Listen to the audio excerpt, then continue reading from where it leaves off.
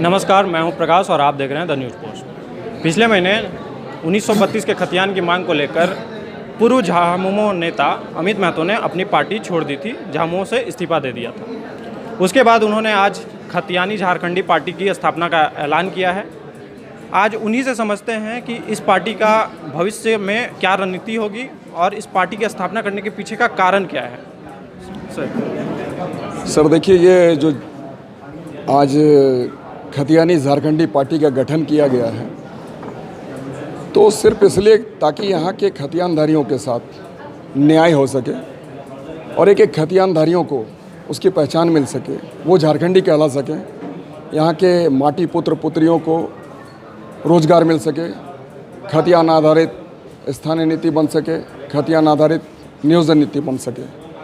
और ये आज इस बात का ज़रूरत इसलिए आन पड़ा क्योंकि वर्तमान सरकार जिस मुद्दे के साथ में सत्ता पे बैठी है, आज पूरी तरीके से मुद्दे से भटक गई है। और हम तो कहेंगे कि इन्होंने इसी मुद्दे के साथ में, जो कि इनका प्रमुख घोषणा था, घोषणा पत्र में इनका शामिल भी है कि सरकार बनते बनते खतियान आधारित स्थानीय नीति बनाएंगे, नियोजन नीति बनाएंगे, एक एक बेटा बेटियों को रोजगार देंगे। परंतु ये सरकार में बैठने के साथ ही हेमंत जी यह कहने लग गए कि यहाँ के बेटा बेटी अंडा बेच सकते हैं, जीविका पार्जन कर सकते हैं, मुर्गी बेच सकते हैं, मुर्गी पाल सकते हैं। और ये अब तो कहना यह भी शुरू कर दिए कि खतियान के आधार पर अगर नियोजन नीति का निर्धारण होता है तो मामला कोर्ट में फंसेगा, जो कि सर कहीं से भी किसी भी तरीके से झारखंडी हित में नहीं है और इसका हम पुरजोर विरोध करते हैं। ये तो यह भी कहते हैं कि जो भी बच्चे, बाहर के भी बच्चे क्यों ना हो, अगर मैट्रिक और इंटर इस प्रदेश के किसी भी स्कूल कॉलेज से पास कर लेते हों तो तृतीय और चतुर्थ वर्ग की नौकरियों में नियोजित कराए जा सकते हैं।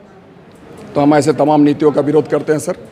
और इसके कारण ही आज तमाम लोग जो भी आंदोलनकारी व्यक्ति हैं झारखंड प्रदेश से विभिन्न जिलों से यहाँ पर उपस्थित हुए हैं और हर का एक सपना है कि कैसे हम बेहतर झारखंड बनाएं, खुशहाल झारखंड बनाएं, यहाँ के माटी पुत्र पुत्रियों को कैसे हम रोजगार उपलब्ध करवाएंगे, इसको लेकर ही आज सारे लोग यहाँ पर बैठे हुए हैं।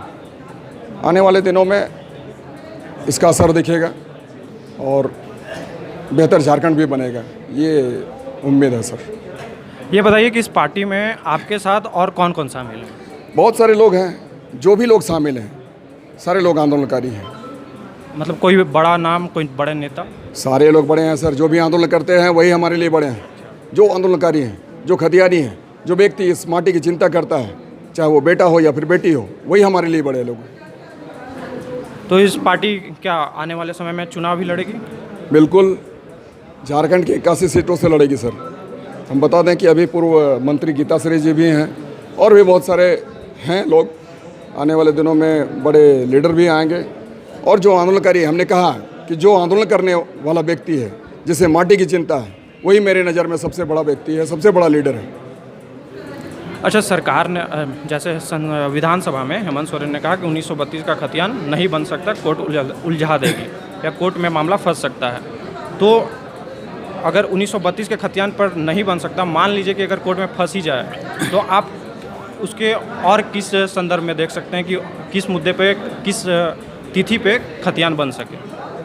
हेमंत जी ने सर गलत कहा है और हम इसे कतई स्वीकार नहीं करते हैं। झारखंडी कोई भी स्वीकार नहीं करेगा। हर व्यक्ति, झारखंडी क्या है, पूरे भारत हिंदुस्तान का व्यक्ति कोई स्वीकार नहीं करेगा, क्योंकि हर व्यक्ति जानता है सर कि विधायिका सर्वोपरि होती है, कानून नीति नियम वही बनाती है, न्यायपालिका तो उसको अनुपालन करती है और कार्यपालिका उसका क्रियान्वयन के रूप में लाती है।